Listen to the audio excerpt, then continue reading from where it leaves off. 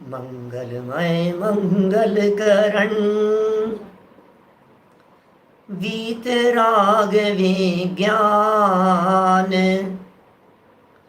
नमो ताहि जाते भये अरहंतादि महान। करि मंगल करि हो महा ग्रंथ करण के काज। जाते मिले समाज सब पावे निज पद राज। पावे निज पद राज। मिथ्या देवादिक भजे हो है मिथ्या भाव। तज तिन को साचे भजो यह हित हेत उपाव। यह हित हेत उपाव। मोक्ष मार्ग प्रकाशक नामक ये ग्रंथ है। आचार्य कल्प पंडित प्रवर टोडरमल जी साहब की अनुपम रचना। छठवां अधिकार कुदेव कुगुरु और कुधर्म का वर्णन। अनादिकालीन मिथ्या मान्यता और अनादिकालीन मिथ्या मान्यता को इंजेक्शन लगाने वाला होता है ग्रहित मिथ्यात्व। ये ग्रहित मिथ्यात्व ऐसा मिथ्यात्व है जो पावर देता है अग्रहित मिथ्यात्व को। ये वो मिथ्यात्व है जो पोषण करता है अग्रहित मिथ्यात्व का। ये वो महामिथ्यात्व है जो मिथ्यात्व यदि हमारे जीवन में हो तो अग्रहित मिथ्यात्व छूट नहीं सकता। इसलिए इस ग्रहित मिथ्यात्व को सबसे पहले छोड़ना। और टोडरमल जी का वो वाक्य मैंने आपको दिलाया था याद, 196 नंबर पेज पर जो वाक्य था जिसमें पंडित जी साहब ने ये कहा था 192 पर 192 नंबर पेज पर कि सप्त व्यसनादि से भी बड़ा पाप जानकर पहले इसे छुड़ाया है। माने ये पाप नहीं, ये महापाप है। विविध प्रकार के तर्क देते हुए टोडरमल जी साहब इन सब बातों को समझा रहे हैं। अनेक प्रकार के तर्क देते हुए पंडित जी साहब ये सिद्ध कर रहे हैं कि भाई इन व्यंतर देवादिक को पूजना ये ग्रहित मिथ्यात्व है। ये जितना जल्दी हमारे जीवन से निकल जाए उतना अच्छा है। सबका निषेध किया, कल्पित देवताओं की चर्चा की, व्यंतरादिक की चर्चा की, व्यंतरादिक की शक्तियां बतला करके भी अपने पुण्य पाप कर्म के उदय को ही उसका मूल कारण बतलाया गया। व्यंतर देवों के पूजने का निषेध करने के उपरांत ज्योतिष देवों के पूजने का निषेध किया कि ज्योतिष देव भी पूजने योग्य नहीं है, जिसमें सूर्य चंद्र ग्रह नक्षत्र और तारे। कभी कोई शनि को पूज रहा है, कोई मंगल को पूज रहा है, कोई राहु केतु को अर्घ चढ़ा रहा है, कोई सूर्य देवता को जल चढ़ा रहा है। आपको मालूम है सूर्य में अकृत्रिम चैत्यालय विराजमान है। न केवल सूर्य में अपितु चंद्रमा ग्रह नक्षत्र तारे, ये जितने ज्योतिष देवों के विमान हैं सभी विमानों में एक एक अकृत्रिम चैत्यालय है। सूर्य जब अपनी पहली गली में होता है तब 47,263 योजन की दूरी चक्रवर्ती के महल से सूर्य विमान तक की होती है, 47,263 योजन। और चक्रवर्ती सम्राट अपने महल की छत पर चढ़कर उस अकृत्रिम जनबिंब के दर्शन कर लेता है। वहां जाकर के दर्शन करता है, सूर्य बिंब में दर्शन करता हुआ दिखाई दे रहा है। जगत जनों को ऐसा लगता है कि सूर्य विमान पूजनीय है और मुझे लगता है शायद ये परंपरा सूर्य को जल चढ़ाने की और सूर्य नमस्कार करने की ये शायद वहीं से कहीं चलती हुई आ रही होगी। विमान मात्र हैं वे, तो उनके अंदर अकृत्रिम जनालय है। कोई व्यक्ति इस प्रकार की बात कहे कि पंडित जी जैसे वो करता है ऐसे ही हम भी सूर्य में अकृत्रिम जनबिंब मान करके सूर्य को नमस्कार करें तो क्या दिक्कत है, कि भाई ये तेरी अज्ञानता है, तू नासमझी में ये कार्य कर रहा है। ये कार्य करना किसी भी समझदार व्यक्ति के लिए योग्य नहीं है, क्योंकि जो चीज आपको दिखाई नहीं दे रही है उसको आप कैसे वंदन कर सकते हैं। कि नहीं साहब, जैसे हम जिन मंदिर को देख करके और प्रतिमा नहीं दिखने पर भी मंदिर को वंदन कर लेते हैं, ठीक उसी प्रकार सूर्य के विमान को देख करके उसे वंदन कर ले, क्या दिक्कत है? आखिर अंदर प्रतिमाएं हैं, अंदर मंदिर है, तो बाहर वो मंदिर जैसा ही हो गया ना। आप बहुत बड़ी गलतफहमी में हैं। ये जो सूर्य का विमान है ये मंदिर नहीं है। सूर्य का विमान देवों का निवास स्थान है। ये सूर्य का विमान ये एक नगरी है। सूर्य का विमान ज्योतिष देवों की एक सिटी है, और उस सिटी में एक चैत्यालय है और बाकी पूरे एरिया में अनगिनती असंख्यात देव रहते हैं उस सूर्य विमान में। वो सब भोग भोगते हैं, वो सब वहां रहते हैं। अरे नगर है ना। कोई व्यक्ति जयपुर नगर के नक्शे को वंदन करे और ये कहे कि जयपुर में मंदिर भी तो है, तो जयपुर में लोग भोग भी तो है। ये बिल्कुल अनुचित है। उन सब का यहाँ पर निषेध किया, ज्योतिष आदि का, काल्पनिक देवी देवताओं का निषेध किया। और कल जो प्रकरण हमने आपके बीच में पढ़ा था उसमें क्षेत्रपाल पद्मावती आदि के पूजने का भी निषेध किया। जगत में जो जीव तर्क देते हैं क्षेत्रपाल पद्मावती के संदर्भ में, टोडरमल जी साहब ने यहाँ कहा भैया संयम अंगीकार किए बिना पूज्य नहीं होता। जैन मत में तो एकमात्र संयम ही पूज्य होता है। आपको यदि संयम है तो हम आपको पूजेंगे, और संयम नहीं है तो नहीं पूजेंगे। दूसरा कहा कि साहब जिन शासन के भक्त हैं, भक्ति की प्रधानता है, तो टोडरमल जी कह रहे हैं सौधर्मादि इंद्रों में भक्ति की प्रधानता है। आप ये कह सकते हो कि साहब सम्यक दृष्टि है, तो टोडरमल जी ये कह रहे हैं सम्यक दर्शन की गारंटी नहीं है, क्योंकि ये भवनवासी आदि देव हैं, क्षेत्रपाल पद्मावती आदि। एक प्रश्न कल से लेकर के अभी तक मेरे पास में बहुत बार आया है और कई लोगों के माध्यम से आया है। एक बार उस प्रश्न की चर्चा करते हुए मैं यहाँ प्रकरण को और आगे बढ़ाऊंगा, अज्ञानता की चर्चा को। जो प्रश्न कई लोगों के माध्यम से मेरे पास में आ गया, शायद हो सकता है विशेष स्वाध्यायी अभ्यासी नहीं रहे होंगे, उनको मैं कहना चाहता हूं कि आप मेरे बालबोध पाठमाला भाग 1 से जो प्रवचन है यूट्यूब पर अवेलेबल है प्लेलिस्ट में, बालबोध भाग 1, आप वहां से सुनिए, बेसिक से सुनिए, आपको सारी बातें स्पष्ट होगी। कल मैंने एक बात कह दी थी आप लोगों के बीच में, पार्श्वनाथ भगवान ने नाग नागिन को नमोकार मंत्र नहीं सुनाया। क्या पार्श्वनाथ भगवान ने, अब पार्श्वनाथ भगवान ने नमोकार मंत्र नहीं सुनाया, और साथ में मैंने ये भी कह दी थी कि पार्श्वनाथ भगवान के समय में ये नमोकार मंत्र था ही नहीं जो आप बोल रहे हैं।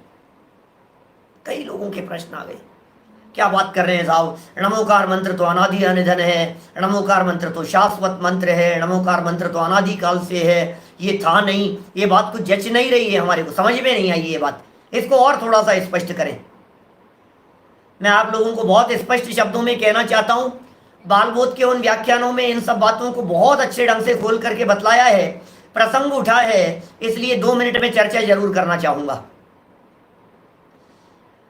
नमोकार मंत्र जो हम बोलते हैं, नमो अरिहंताणम, नमो सिद्धाणम, नमो आयरियाणम, नमो वज्रायाणम, नमो लोए सव्य साहुणम, ये नमोकार मंत्र ईसा की प्रथम शताब्दी में षट खंडागम ग्रंथ के मंगलाचरण के रूप में आचार्य पुष्पदंत स्वामी के द्वारा लिखा गया है।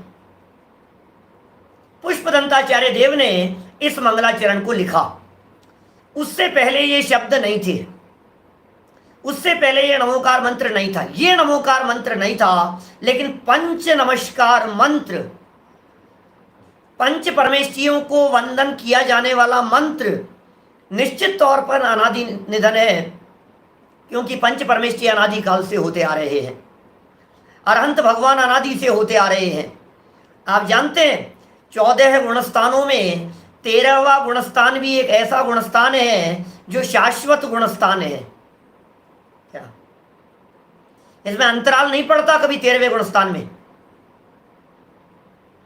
कई गुणस्थान ऐसे हैं जिन गुणस्थानों में अंतराल पड़ जाता है, लेकिन पहला गुणस्थान, चौथा गुणस्थान, छठा सातवां गुणस्थान, 13वां गुणस्थान, ये ऐसे गुणस्थान हैं जिन गुणस्थानों में गैप नहीं पड़ता। माने 13वें गुणस्थान वर्ती अरहंत दशा अनादि काल से होती आ रही है। सिद्ध भगवान अनादि काल से हैं, और आचार्य उपाध्याय साधु भी, इनके बिना भी धरती कभी रहित नहीं हो सकती है। हमारे हिंदुस्तान में नहीं रहा, हमारे उपलब्ध क्षेत्र में मुनिराज नहीं रहे पिछले 300 वर्षों में, शांति सागर जी के पहले। तो मेरा कहने का मतलब ये है, धरती पर पूरे ढाईद्वीप की अपेक्षा से बात करो तो पंच परमेष्ठी सदा से होते रहे हैं, इसलिए पंच परमेष्ठियों को वंदन करने वाला मंत्र भी अनादिकाल से ही है, ऐसी बात जनागम में कही जाती है। सही है ये बात, इसलिए नमोकार मंत्र अनादि अनिधन है। क्लियर हो गई बात। लेकिन जिन शब्दों की हम बात कर रहे हैं, ये शब्द अनादिकाल से नहीं है। नमो अरिहंताणम, ये शब्द मंत्र में प्ररूपित ये शब्द, ये अनादिकाल से नहीं है। तो पार्श्वनाथ भगवान के समय ये नमो अरिहंताणम, नमो सिद्धाणम, नमो आयरियाणम, ये पद नहीं चला करते थे। और दूसरा हमने आपको तर्क दिया था, क्योंकि वे तीर्थंकर होने वाले जीव हैं, इसलिए किसी को वे वंदन करते नहीं हैं, किसी के आगे झुकते नहीं हैं। आपको मालूम है, ऋषभ देव स्वामी के 2 पुत्रियां हुई, ब्रह्मी और सुंदरी। ये ब्रह्मी और सुंदरी इन्होंने विवाह नहीं किया। क्यों? क्योंकि तीर्थंकर जैसे पिता हैं, यदि हम विवाह करेंगे तो झुकना पड़ेगा इनको, अपने समधी के यहाँ, अपने दामाद के यहाँ मस्तक झुकाना पड़ेगा। इसलिए झुकते नहीं है किसी के भी आगे, वंदन नहीं करते हैं किसी को भी। लोक व्यवहार शिष्टाचार माता पिता के प्रति होता होगा, उससे हमारे को किसी तरह की कोई ऐतराज नहीं है, लेकिन तो भी मस्तक झुका। अरे 3 लोक के नाथ होने वाले हैं वो नमो आयरियाणम कैसे बोल सकते हैं, वो नमो वज्रायणम कैसे बोल सकते हैं, वो नमो लोहे सव सावणम कैसे बोल सकते हैं। नमः सिद्धेभ्य, बस उनसे बड़े यदि कोई है तो सिद्ध भगवान बड़े हैं, इसलिए सिद्धों को स्मरण करते हुए वे दीक्षा ले लेते हैं। तो इस तरह से, लेकिन अज्ञानता ऐसी है कि देखो सर्प को नमोकार, फिर वो धर्मेंद्र पद्मावती बन करके आ गए। इसे ऐसे लगता है मैं जिस जिसको नमोकार मंत्र सुना दूंगा, समझ लो आप वो यदि देव बन गया तो मेरा भला करने के लिए आ जाएगा। ऐसा सोच करके हमने प्रथमानुयोग में ऐसी कई घटनाएं पढ़ रखी है। जैसे नाग नागिन की घटना पढ़ी ना हमने, ऐसे ही जीवंदर स्वामी मरते हुए कुत्ते को नमोकार मंत्र सुनाया। ऐसे ही पद्मरुचि सेठ मरते हुए बैल को उन्होंने नमोकार मंत्र सुनाया। कितने प्रसंग मिलेंगे आपको। अंजन चोर जिसने नमोकार मंत्र को ऊट पटांग बोला और आकाशगामिनी विद्या प्रकट हो गई। नमोकार मंत्र के अपमान से सुवम चक्रवर्ती चला गया नरक में। नमोकार मंत्र हो किसी को भी सुनाओ भैया, जिसको बन पड़े। चींटी तड़प रही है और हमने सुनाना शुरू कर दिया। देखो तो सही अज्ञानता। चींटी 3 इंद्रिय जीव है, उसके कहानी नहीं है, वो सुन ही नहीं सकती है और हम उसे नमोकार मंत्र सुना रहे। मच्छर थोड़ा सा तड़फड़ाने लगा, हमने नमोकार मंत्र सुनाना शुरू कर दिया उस मच्छर को। आप कौन से धोखे में हैं? बोलो, कुछ ठिकाना नहीं है क्या कर रहा है। टोडरमल जी ने कुछ अज्ञानताओं के संदर्भ में यहाँ प्रसंग दिया है। देखिए 174 नंबर पेज, पहली लाइन से बात को थोड़ा सा आगे बढ़ाएंगे आज हम। तथा देखो अज्ञानता, ओहो क्या कह रहे, तथा देखो अज्ञानता। अज्ञानता तो देखो, इन मूर्खों की मूर्खता तो देखो, इन अज्ञानियों की अज्ञानता तो देखो, इन जगत के जीवों की नासमझी को टोडरमल जी यहां दिखाने का प्रयास कर रहे हैं। देखिए, आयुध आदि सहित रौद्र स्वरूप है जिनका, ओहो पता है आपको, ये जो है जिनकी ये चर्चा कर रहे हैं, रौद्र स्वरूप है जिनका।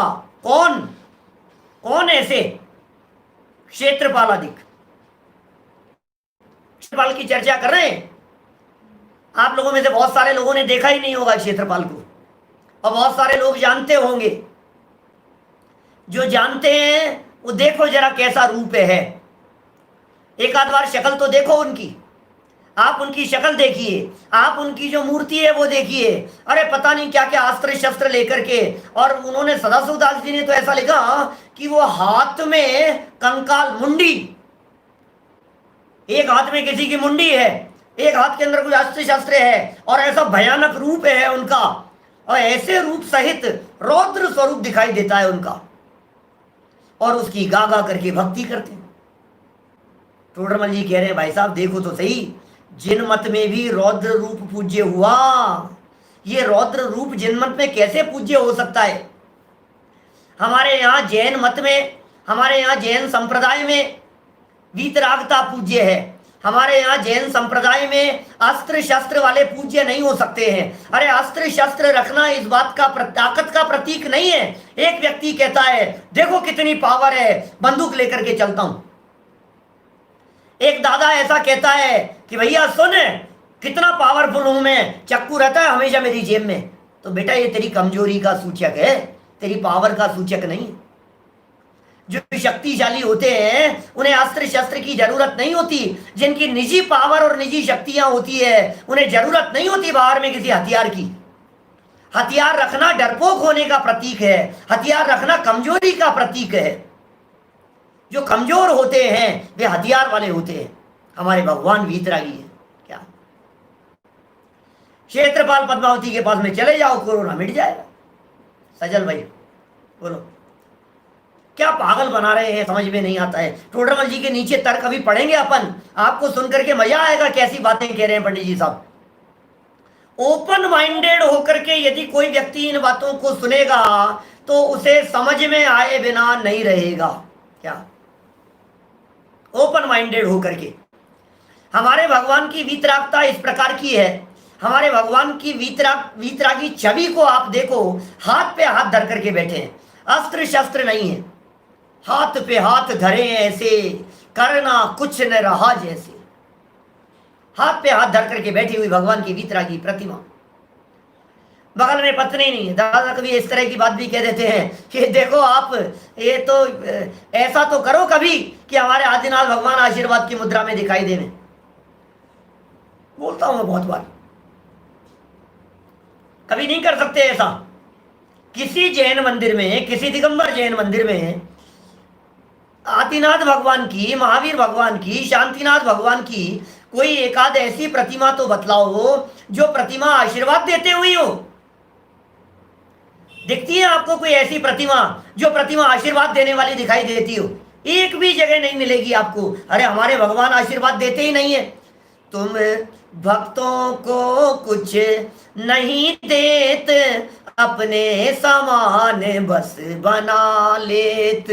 ये है हमारे वीतरागी भगवान, भक्तों को कुछ नहीं देते हैं और अपने समान बना लेते हैं। महावीर भगवान ने हमारे को कुछ नहीं दिया लेकिन फिर भी अपने समान बनने का मार्ग बता दिया। समझ में आ रही है बात? अपने समान बनने का मार्ग बतला दिया। अभी देखो, अरे भाई यदि भगवान देंगे तो पुण्य पाप कर्म के उदय का क्या होगा ये तो विचार कर। मेरे पुण्य के उदय का क्या होगा, मेरे पाप कर्म के उदय का क्या होगा? और यदि किसी व्यक्ति को कोई पाप कर्म का उदय आवे और उसको फल न मिले तो ये तो प्रकृति में अन्याय हो जाएगा। प्रकृति में कहीं अन्याय नहीं होता। देखिए क्या कह रहे हैं, तीव्र मिथ्यात्व भाव, यह भी अन्य मत के समान हुआ। तीव्र मिथ्यात्व भाव से जिन मत में भी ऐसी विपरीत प्रवृत्ति का मानना होता है। जिन मत में ऐसी विपरीत प्रवृत्तियां चल गई है। वीतरागी जैन धर्म में ये राग की मिलावट चल गई है। क्या बताएं, राग राग की चर्चाएं चलने लग गई है। भीख मांगने लग गया है भगवान के सामने। प्रभु से पदार्थ मांगे भक्त बन भिखारी, भोगों का भक्त हो गया है। अपनी इच्छाओं की पूर्ति के लिए भगवान के पास में जाता है। इस प्रकार क्षेत्रपाल आदि को भी पूजन योग्य नहीं है, पूजना योग्य नहीं है उनको भी। अब और सुनो गजब की अज्ञानता की बातें। आप कौन सी गति के जीव हैं भाई साहब? सुनील जी, कौन सी गति के जीव हैं आप? क्या बात कर रहे हो, कैसे मूर्खों जैसा प्रश्न कर रहे हो हमारे से आप? मनुष्य गति के जीव दिखते नहीं है तुम्हारे को? मनुष्य है ना हम? अच्छा, मनुष्य गति। अच्छा, चारों गतियों में से कौन सी गति अच्छी है और कौन सी गति खोटी है? क्या बात कर रहे हो? मनुष्य गति बहुत अच्छी है और कुछ लोग देव गति को अच्छा कह देंगे। अच्छा, त्रियंश गति अच्छी है या नहीं है? नरक गति अच्छी है या नहीं है? नरक और त्रियंश को भी तो अच्छा कहो। अरे क्या बात कर रहे हो, नरक त्रियंश अच्छी कैसे हो सकती है? क्या नरक और त्रियंश गति तो अच्छी नहीं हो सकती है ना? मनुष्य गति अच्छी है ना? कोई व्यक्ति देव गति को अच्छा कह देवे, तो पता है क्या कह रहे हैं, तथा गाय सर्पादि तिर्यंच हैं, वे प्रत्यक्ष ही अपने से हीन भाषित होते हैं। क्या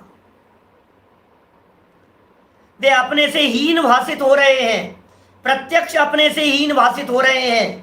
कोई व्यक्ति ये कहे आपको कि चलो मर करके सांप बनना है तुम्हारे को, यार बचा लो मेरे को, यार मैं नहीं बनना चाहता सांप। मर करके तुझे गाय बनना है, नहीं नहीं मुझे तिर्यंच गति में नहीं जाना है, अच्छी नहीं है ये गतियां, हीन भाषित होते हैं, उनका तिरस्कार अधिक कर सकते हैं। आपको मालूम है गायों का तिरस्कार करते हैं जो लोग गाय को माता कहते हैं, जो लोग गाय को पूजते हैं, जो लोग गाय में 36 करोड़ देवी देवताओं का निवास मानते हैं, वो लोग भी सब्जी मंडी में, घर में, आपके आसपास में यदि वो गाय मुंह मारती हुई दिखाई देवे तो डंडा मारते हैं उनको, गाय को तिरस्कार करते हैं, उस गाय का भगाते हैं, उस गाय को तिरस्कार अधिक कर सकते हैं उनका, गाय का, सर्प का। सपेरे लोग उन पर कंट्रोल कर लेते हैं, पकड़ लेते हैं उनको, उनकी निंद दशा प्रत्यक्ष देखी जाती है। गाय भैंस आदि की प्रत्यक्ष देख रहे हैं हम कैसी निंद दशा है उनकी। तथा अब तो गजब हो गया, गाय और सर्प आदि तो सहनी पंचेंद्रिय जीव थे, ये तो और नीचे उतर गया, वृक्ष को पूजने लगा। समझ में आती है, एक इंद्रिय जीव, हम सहनी पंचेंद्रिय हैं, हम बुद्धिमान हैं, हमारे पास में अकल है, हमारे पास में ज्ञान है, हमारे पास में एक क्षेयोपशम है, हम सम्यक दर्शन की प्राप्ति कर सकते हैं, हम भेद विज्ञान कर सकते हैं, हम मनुष्य जीवन को सफल और सार्थक कर सकते हैं, मोक्ष प्राप्त कर सकते हैं, ये सब हम कर सकते हैं, हमारे पास में सामर्थ्य है, क्षेयोपशम है हमारे पास में। एक इंद्रिय जीवहीन क्षेयोपशम का धारी एक जगह पर वृक्ष खड़ा हो गया और पीपल को पूज रहा है, कोई बड़ को पूज रहा है, कोई शीतला को पूज रहा है, कोई किसको पूज रहा है, पेड़ पौधों को पूज रहा है, नदी नालों को पूज रहा है, अग्नि को देव कह करके उसको पूज रहा है, जलादि स्थावरों को पूज रहा है। वे तिर्यंच से भी अत्यंत हीन अवस्था को प्राप्त देखे जाते हैं। गाय भैंस तो तिर्यंच थे, सर्पादिक तो पंचेंद्रिय तिर्यंच थे, और ये तो तिर्यंचों में भी अत्यंत हीन अवस्था हो गई।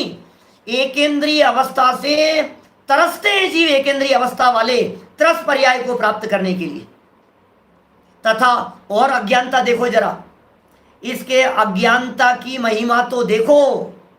टोडरमल जी कह रहे हैं नीचे अभी मिथ्यात्व की महिमा कहेंगे, पीछे मोह की महिमा कह करके आए हैं, यहाँ अज्ञानता की पराकाष्ठा दिखा रहे हैं, अकल नहीं है, चेतन को पूजे वहां तक तो बात ठीक है, ये कह रहे हैं शस्त्र को पूजता है, दवात को पूजता है, आदि अचेतन है। लो चेतना ही नहीं है उनमें, तो अच्छी वस्तुओं को पूज रहा है, दवात है, कलम को पूज रहा है, बही खातों को, किताबों को पूज रहा है, तलवार आदि को पूज रहा है, चक्कू आदि को पूजता है, औजारों को पूजते हैं ये काम करने वाले कर्मचारी लोग जो दिखाई देते हैं, उसको देवता मानते हैं। वो कहते हैं ये जो टेलर है ना, ये कहते हैं कैंची के पाँव नहीं लगना चाहिए, इसके पाँव नहीं लगना चाहिए, चक्कू के पाँव नहीं लगना चाहिए, पेचकस के पाँव नहीं लगना चाहिए, औजार जितने दिखाए, कारपेंटर लोग जो काम करते नहीं औजार है भैया, पाँव नहीं लगाते इसके, ये हमारी रोजी रोटी है, रोजगार देवता जैसा मानते हैं उनको। वे सर्वशक्ति से हीन प्रत्यक्ष भाषित होते हैं, उनमें पूज्य पने का उपचार भी संभव नहीं है।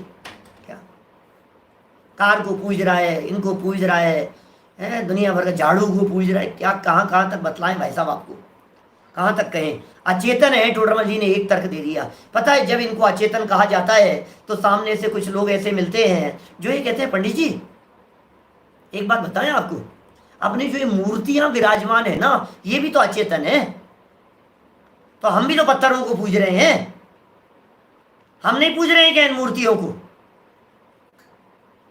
ये यदि अपने औजारों को पूज रहे हैं, दवात को, शस्त्र आदि को पूज रहे हैं, अपने ये जो खरीदते हैं जगह जगह, अभी मोदी जी खरीद रहे हैं और चलता रहता है, ये सब हथियार खरीदते हैं, ये खरीदते हैं, लड़ाकू विमान खरीदते हैं, पूजा करते हैं उनकी, विश्वकर्मा की पूजा करते हैं, मंदिर देवी आदि की पूजा करते हैं।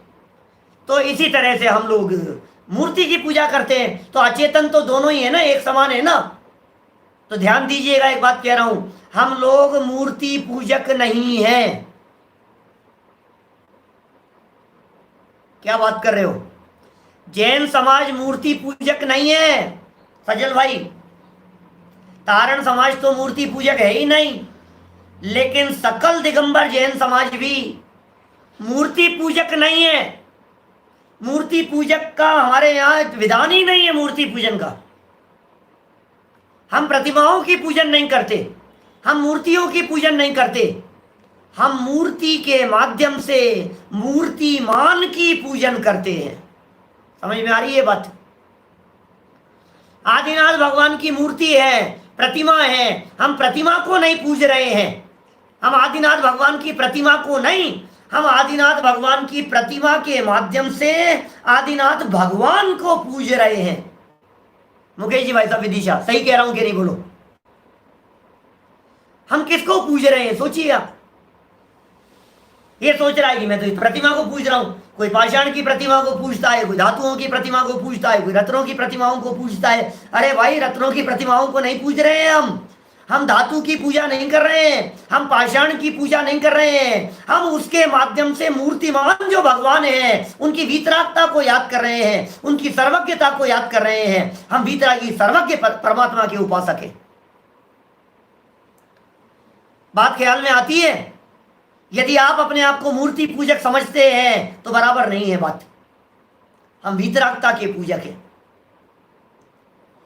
जिसने राग द्वेष कामादिक जीता, राग द्वेष कामादिक को जिन्होंने जीत लिया है, ऐसे गुणों की पूजन करते हैं हम गुणों की पूजन करने वाले। देखो कितना स्पष्ट लिखा है इन्होंने यहां, जिनमें उपचार से भी संभव नहीं है, मूर्ति में तो स्थापना की है।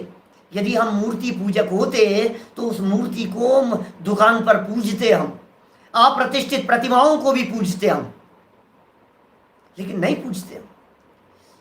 उनमें प्रतिष्ठा के माध्यम से देवत्व की स्थापना की जाती है, और स्थापना करने के बावजूद भी जब हम पूजन करते हैं तो हम प्रतिमा के गुणों का बखान नहीं करते, हम परमात्मा के गुणों का बखान करके पूजन करते हैं। आप प्रतिमा के गुणों का बखान नहीं। आपकी आंखें बहुत अच्छी है भगवान, आपका ये धातु इतना सुंदर दिखाई दे रहा है, आपका ये इतना अच्छा दिखाई दे रहा है, कान इतने सुंदर दिखाई दे रहे हैं। प्रतिमा में तो यही दिखेगा आपको। बोलो, आज तक कभी किसी पूजन में, कभी किसी भक्ति में इन बातों की आराधना की गई हो तो बतलाओ। 84 फीट की प्रतिमा, 57 फीट के बाहुबली, ऐसे ऐसे ऐसे करते हैं अपन प्रतिमा को रख करके?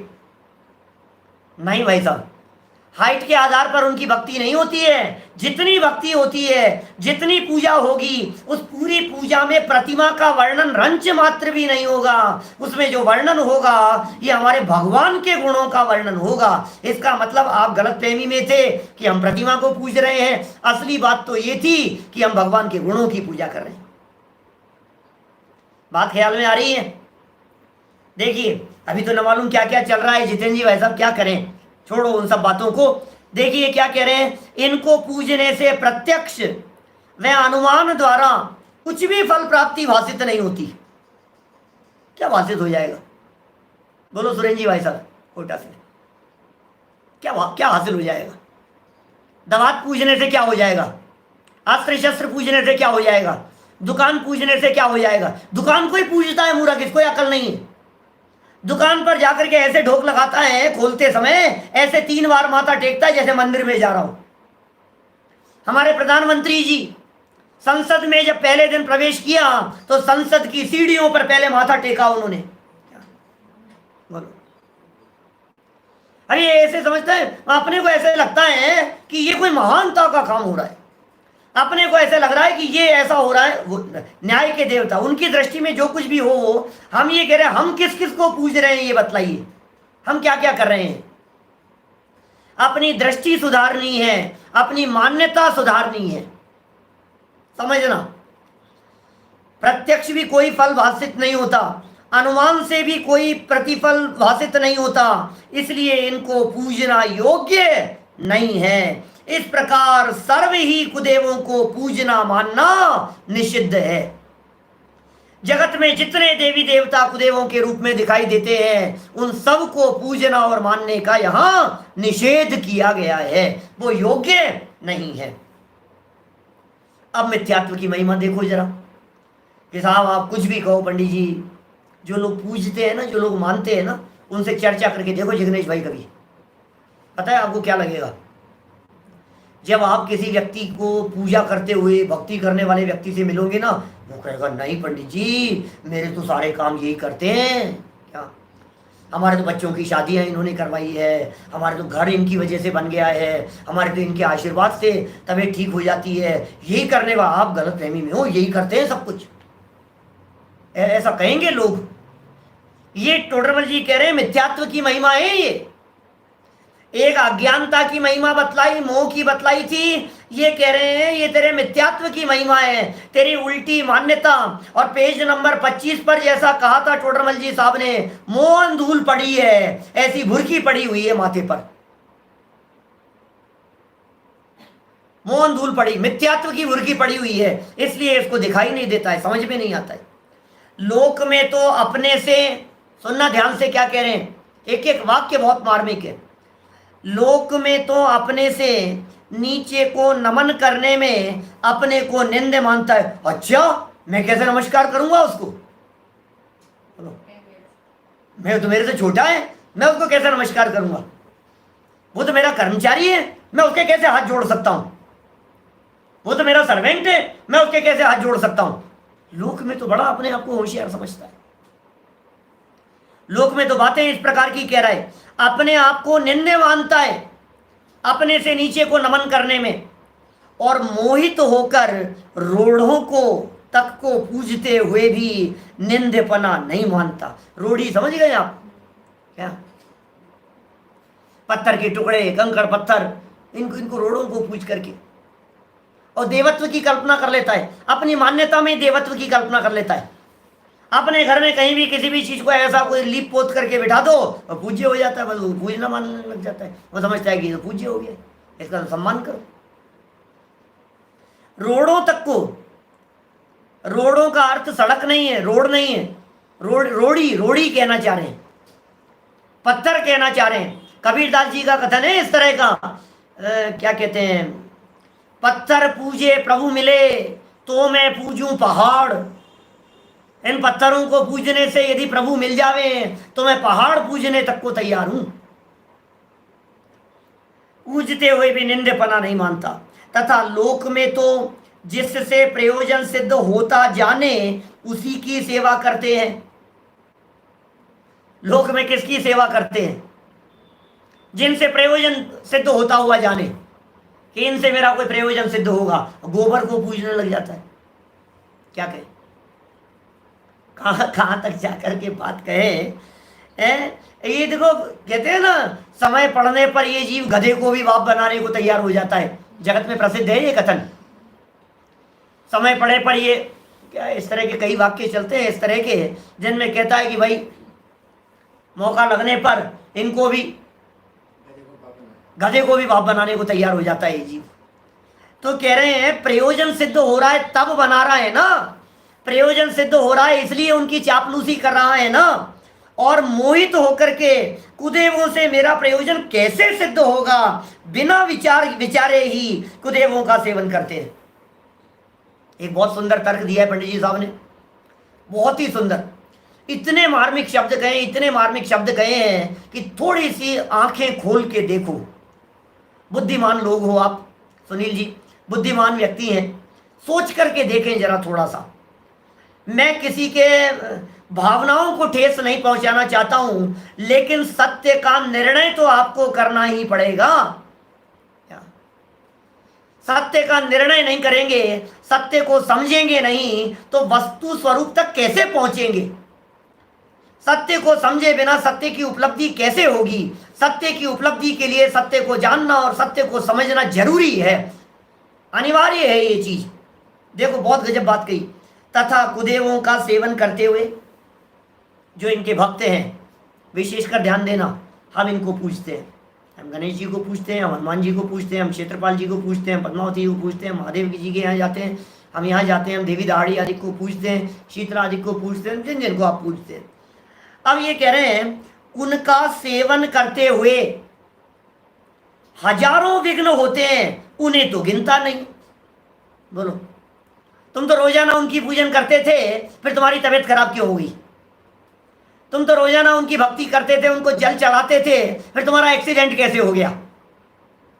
बहुत सुंदर तर्क दिए ये दो मूवीज जो बीच में आई ना अभी, OMG और PK। मैं कोई उनका पोषण नहीं करना चाहता, लेकिन उनमें जो तर्क उन लोगों ने दिए हैं, माने एक आम आदमी थोड़ा बहुत, हम तो जैनियों को नहीं समझा पा रहे हैं, उन्होंने तो पूरी दुनिया को उनके माध्यम से समझाने का प्रयास किया कि सोचो तो सही आप, क्या हो जाएगा? जल के जल चढ़ाए जा रहा है, वहां डोले जा रहा है मस्तक पर, और जय जय नाथ किए जा रहा है, क्या होगा उससे? बोलो वज्र सिंह जी साहब, सही है कि नहीं बात? ऐसी सोच ही नहीं रहा है। इतने होड़ मची हुई है, एक व्यक्ति एक दीपक से आरती करता है तो दूसरा 11 से करने की कहता है, तीसरा 1000 से करने की कहता है, एक कहता है 1008 दीपकों से, 10,000 दीपकों से आरती, एक साथ सामूहिक आरती का आयोजन होगा। काहे की होड़ मची है भाई साहब? किस में धर्म मान रहा है, ये समझ में नहीं आ रहा है। लगा है बस होड़ करने में, नाम भरी करने के अंदर, और समझ लीजिए आप रिकॉर्ड बनाने में। इतने लोगों ने एक साथ दीपक जलाए, इतने लोगों ने एक साथ ऐसा किया, क्या है भाई साहब? धर्म तो एक तरफ धरा रही है, रोग दूर करने का उपचार मात्र बना करके रख रखा है, मंत्रों को, इन सब चीजों को क्या कर रहा है? नमोकार महामंत्र को तबे ठीक करने का माध्यम बना लिया, भक्तामर स्तोत्र के माध्यम से चल रहा है। ऐसा चलता है कि ये बोलेंगे तो इससे ठीक हो जाएगा। भेड़ चाल मची हुई है बस। विनीत जी भाई साहब सही कह रहे हैं, ऐसा ही भेड़ चाल मची है, देखा देखी में लगा हुआ है, होड़ मची हुई है बस। इस मंत्र का जाप करो ऐसा हो जाएगा, इस मंत्र का जाप करो ऐसा हो जाएगा। और आज तो समाज में चल गई है शांति धारा की परंपरा।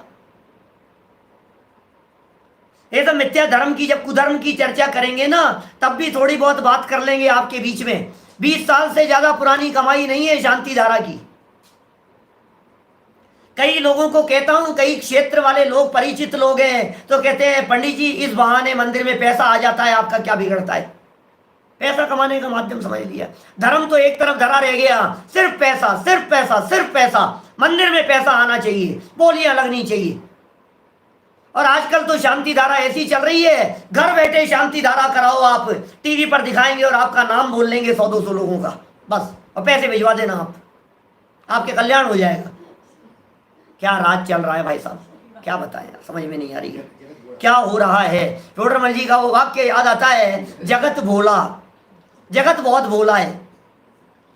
मैं सच कहता हूं, ये ऐसी ऐसी बातें, अंधेर नगरी चौपट राजा जैसी, सुरेंद्र जी भाई साहब, बिल्कुल ऐसी ऐसी बातें दिखाई देती है कि सब चल रहा है ऐसा ही, घालमेल चल रहा है, सारे पूरे कुएं में भांग पड़ी हुई है। न कोई समझना चाहता है, न कोई समझाना चाहता है। उनको लगता है कि यार आपका क्या बिगड़ता है, अपना क्या बिगड़ता है। टोडरमल जी ने तर्क दिए, करेंगे चर्चा अपन, कल तक आएगी नीचे उतर करके, जब चर्चा करेंगे तब।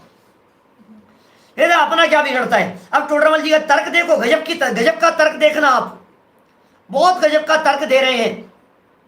ये कह रहे हैं तू पूछता है ना, तू मानता है ना इनको। अच्छा हाँ साहब मानते हैं। देखो मैंने एक दिन कही थी, उसमें भी कोरोना वाला मेरा एक प्रवचन था। जब ये कोरोना नया नया शुरू हुआ था ना, हमने आरंभ पाठशाला की तरफ से एक आयोजन रखा था और उसमें एक व्याख्यान किया था, यूट्यूब पर अवेलेबल है। 30-32 हज़ार लोगों ने उसे देखा है अभी तक। तो उसमें क्या है, मैंने एक बात कही कि जो लोग किसी मंत्र के माध्यम से ये बीमारी दूर करने का प्रयास कर रहे हैं, चावड़ा जी साहब हमारे, जो लोग ये कह रहे हैं कि इस मंत्र से आपके ये महामारी दूर हो जाती है, बराबर, तो उन लोगों को तो फिर डर नहीं होगा ना इस बीमारी का। फिर उन लोगों को तो सोशल डिस्टेंसिंग की जरूरत नहीं है ना, फिर उन लोगों को तो डरने की जरूरत नहीं है ना। कोई व्यक्ति हमारे पास में आए, नहीं जाए, चले जाए, क्या फर्क पड़ता है। फिर तो हम किसी भी चीज को छुए, क्योंकि हमारे पास तो मंत्र है ना। वो भी गवर्नमेंट के नियमों का पालन कर रहे हैं। दुनिया को तो ये बतला रहे हैं इस मंत्र से सबका ठीक हो जाएगा, और खुद इलाज ये कर रहे हैं हमारे पास में कोई मत आओ क्योंकि हमारे कोरोना नहीं हो जाए। पागल बना रहे हो यार दुनिया को, जबरदस्ती की उठपटांग बात कर रहे हो आप। आपको अपने ही मंत्र के ऊपर भरोसा नहीं है और दुनिया के लोगों को भरोसा दिलाने की बात कर रहे हो आप। क्या बताएं क्या क्या चल रहा है। देखो ये लिखा टोडरमल जी का वाक्य पढ़ो, यहां बहुत गजब का वाक्य है। कौन सी लाइन है इस पैराग्राफ की? 5वीं लाइन। तथा कुदेवों का सेवन करते हुए हजारों विघ्न होते हैं, उन्हें तो गिनता नहीं है, और किसी पुण्य के उदय से इष्ट कार्य हो जाए तो कहता है इनके सेवन से ये कार्य हुआ है।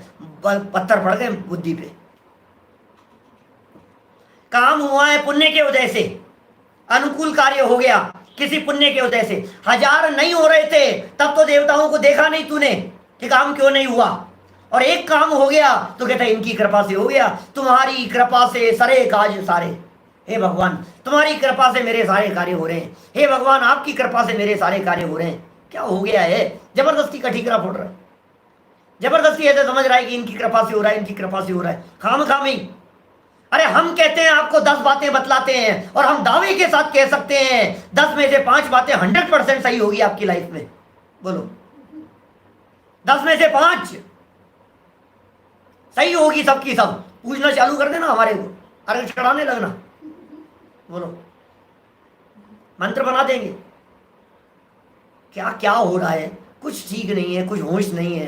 किसको पूज रहा है, किसको मान रहा है, किससे कार्य हो रहा है? तेरे पुण्य पाप कर्म के उदय का क्या होगा? काम तो होगा ही ना, कभी तो होगा ही, कभी तो तेरे पुण्य का उदय आएगा ही, कभी तो तेरे इच्छानुसार कार्य भी तो होते हैं। बोलो इच्छा के अनुसार कार्य नहीं होता है क्या? कभी कभी पुण्य के उदय अनुसार कार्य होते हुए नहीं दिखाई देते हैं क्या? मैंने घटना सुनाई थी आप लोगों को पहले, शायद दूसरे तीसरे अध्याय में कभी चर्चा करते समय, कि मैं कर सकता हूं इस तरह का। आप लोगों के बच्चों को अभी 10th का रिजल्ट आया नहीं है, शायद आ गया क्या? 10th का रिजल्ट आ गया? रिजल्ट तो आ गया है। चलो अगले साल की गारंटी ले सकता हूं आपके बच्चों के लिए 10th में पास कराने की। ज्यादा नहीं, सिर्फ 1000 रुपये,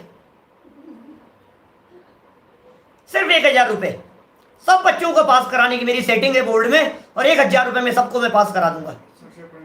और सुनो, यदि वो पास नहीं कर हो पाए तो 1000 रुपये वापस देने की गारंटी।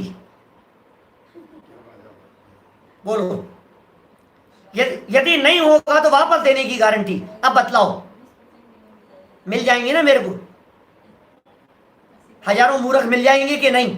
यदि इस बात का प्रचार प्रसार किया जाए साइलेंटली तो हजारों लोग मिल जाएंगे ना इस तरह के।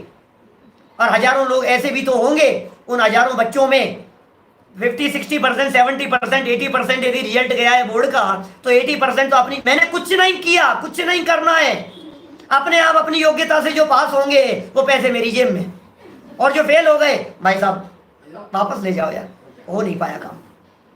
ईमानदार के ईमानदार, गजब हो गया भाई साहब। क्या चल रहा है यार? नहीं दिया मैंने ये उदाहरण पहले कभी? बोलो अपने आप ही ये देवी देवताओं का ऐसा ही चल रहा है सबका। काम तेरे पुण्य के उदय से हो रहा है, तेरे पूर्व में किए गए अच्छे कर्मों से हो रहा है, तेरे सत्कर्मों से हो रहा है, तेरी किसी धार्मिक भावना से हो रहा है, और गलत फहमी में दिमाग में ये मान करके बैठा है इनकी वजह से हो गया। अब क्या करें बोलो? टोडरमल जी का वाक्य कितना गजब का है, अंडरलाइन करने जैसा वाक्य दिखाई देता है। हर बुद्धिमान व्यक्ति यदि आंखें खोल करके इन बातों को समझे तो बात समझ में आएगी बिल्कुल। तथा कुदेवों का सेवन करते हुए हजारों विघ्न होते हैं। जो लोग कुदेवों का सेवन करते हैं उनके मौत नहीं आती है क्या? जो कुदेवों का सेवन करते हैं उनके बच्चे बीमार नहीं होते हैं क्या? जो कुदेवों का सेवन करते हैं उनके कोरोना नहीं होगा क्या? जो कुदेवों का सेवन करते हैं उनके खांसी जुकाम बुखार कैंसर हार्ट अटैक ये नहीं आते हैं क्या? हजारों विघ्न आते हैं, उन्हें तो गिनता नहीं। और किसी पुण्य के उदय से इष्ट कार्य हो जाए तो कहता है इनके सेवन से ये कार्य हुआ है। उल्टी बुद्धि की कह रहे हैं, उल्टी की उल्टी बातें कह रहे हैं। टोडरमल जी कह रहे हैं मिथ्यात्व की महिमा है। मैं क्या बतलाऊं भैया, मिथ्यात्व की महिमा है। तेरे दिमाग पर ऐसा ही पर्दा पड़ा हुआ है जिसकी वजह से तुझे यही सब दिखाई देता है। हम कहां तक बतलाएं। तथा कुदेवादिक का सेवन किए बिना जो इष्ट कार्य हो, अब देखो, अब तुमने उनकी भक्ति नहीं की थी और उनकी पूजन नहीं की थी, उनको नहीं माना था। अब इष्ट कार्य हो तो उन्हें तो गिनता नहीं है कि अब कैसे हो गया साहब, हम तो उनके यहां नहीं गए थे, फिर कैसे हो गया, फिर कैसे हो गया ये। तो कहते हैं कुदेवादिक का सेवन किए बिना जो कार्य इष्ट हो उन्हें तो गिनता नहीं है, और कोई अनिष्ट हो जाए तो कहता है इनका सेवन नहीं किया इसलिए अनिष्ट हो गया। भाई साहब देखो, तुमने उनकी पत्तल नहीं निकाली थी, भाई साहब देखो तुमने उनके दीपक नहीं जलाया था, देखो इन्होंने हाथ नहीं जोड़ा था ना, इस वजह से ऐसा हो गया। कैसे हो गया यार, कहाँ क्या, मेरे को तो सोच सोच करके ऐसे लगता है टोडरमल जी ने 350 साल पहले इतना प्रयास किया, अपने प्राणों की कीमत देकर के भी उन्होंने ये शब्द लिखे, ये वाक्य लिखे, लेकिन पढ़ते ही नहीं है, सुनते ही नहीं है, सुनना और समझना ही नहीं चाहते हैं, ध्यान नहीं देना चाहते हैं, इन वचनों की गहराइयों में नहीं जाना चाहते। अन्य देवी देवताओं की तो छोड़ो, हमारे ही भगवान से जा करके कुछ ना कुछ मांग रहे। देखो क्या कह रहे, इनका सेवन नहीं किया इसलिए अनिष्ट हो गया। अनिष्ट हो जाए तो, इष्ट हो जाए तो कुछ नहीं कह रहा है। इतना नहीं विचारता कि इन्हीं के अधीन इष्ट अनिष्ट करना हो तो जो पूजते हैं उनके तो इष्ट होना चाहिए, और नहीं पूजते हैं उनके अनिष्ट होगा, ऐसा होना चाहिए ना। परंतु ऐसा तो दिखाई नहीं देता। अब ये तो दिखता ही नहीं भाई, जो पूज रहे हैं उनके तो इष्ट इष्ट होना चाहिए, अनिष्ट नहीं होना चाहिए, और जो लोग नहीं पूज रहे हैं उनके अनिष्ट होना चाहिए। जिस प्रकार शीतला की चर्चा की, जिस प्रकार किसी के शीतला को बहुत मानने पर भी पुत्राधिक मरते देखे जाते हैं, अरे तुम तो शीतला के पक्के भक्त थे, फिर तुम्हारे बच्चे क्यों मर गए ये बताओ। और किसी के बिना माने भी जीते देखे जाते हैं। इसलिए शीतला का मानना किंचित कार्यकारी नहीं है। इसी प्रकार सर्व कुदेवों का मानना किंचित कार्यकारी नहीं है। किसी भी प्रकार का कुदेव का मानना योग्य नहीं है। भैया गहराई से विचार करो, भटको मत, सैनी पंचेंद्री हो, बुद्धिमान हो। किसकी पूजा करता हूँ, क्यों पूजा करता हूँ, कौन पूज्य है, मैं कौन हूँ, भगवान कौन है। ये कहते हैं नाराज हो जाएं, करेंगे चर्चा, कल करेंगे इनके बारे में। इतना समझ लो आप, पूज्य कौन है और पुजारी कौन है, पूजा क्या होती है और पूजा का फल क्या होता है और पूजा कैसे की जाती है, इन बातों के बारे में एक बार गहराई से जानना समझना चाहिए हमारे को। बहुत गहराई से जानो, बहुत गहराई से समझो। इन सब बातों के संदर्भ में चिंतन करो, विचार करो, मनन करो। अपनी बुद्धि को गिरवी मत रखो। ये उधार की बुद्धि नहीं है, समझदारी से काम लो थोड़ा सा। हमारे भगवान क्यों पूज्य हो गए हैं? ये भगवान किसी को देने लेने से यदि पूज्य हुए होते तो हमारे भगवानों की प्रतिमा भी ऐसी आशीर्वाद की मुद्रा में होती, अस्त्र शस्त्र वाली होती, कपड़े लत्ते पहने हुए होती। लेकिन जैन परंपरा में किसी प्रकार का कोई लाग लपेट नहीं है। वीतरागी भगवान, वीतरागता का संदेश। भगवान वीतरागी है हमारे, इसलिए भगवान की प्रतिमाएं वीतरागी है, भगवान की प्रतिमाएं वीतरागी है, भगवान का उपदेश वीतरागी है, हमारा दर्शन वीतरागी है, हमारे शास्त्र वीतरागी है, और हमारे अंदर देह देवालय में विराजमान एक जो तत्व बैठा हुआ है वो वीतरागी तत्व है। उसकी तुझे खबर नहीं है। ये तत्व जो बैठा हुआ है अंदर, ये वीतरागी तत्व बैठा हुआ है इस देह देवालय में। जिन मंदिर में देव नहीं है, तन मंदिर में देव है। अंतर्मुखो देख जरा तू, महादेव स्वयमेव है, देवादिदेव स्वयमेव है। अपने उस भगवान को देखने का मार्ग जिन्होंने बतलाया है, इसलिए भावना होती है उनके चरणों में नतमस्तक होने की, वीतरागियों के आगे ही मस्तक झुकाना। वीतरागी के आगे है सिर को झुकाना। भले रूठ जाए ये सारा जमाना, सारा जमाना भले ही रूठ जावे। हमारे संजीव जी दिल्ली वालों का भजन है, बस एक वीतरागी को सर है झुकाना। वीतरागी के अलावा और किसी के आगे हमारा मस्तक न झुके।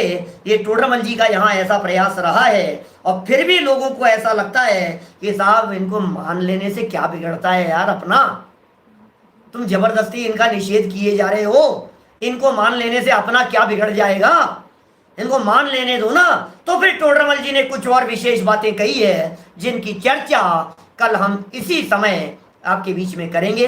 अभी की बात को यहीं विराम देते। जावाणी के ज्ञान थे सुझे लोका लोक, सोवाणी मस्तक नमो सदा देत हूँ ढोक, सदा देत हूँ ढोक। नौ बार।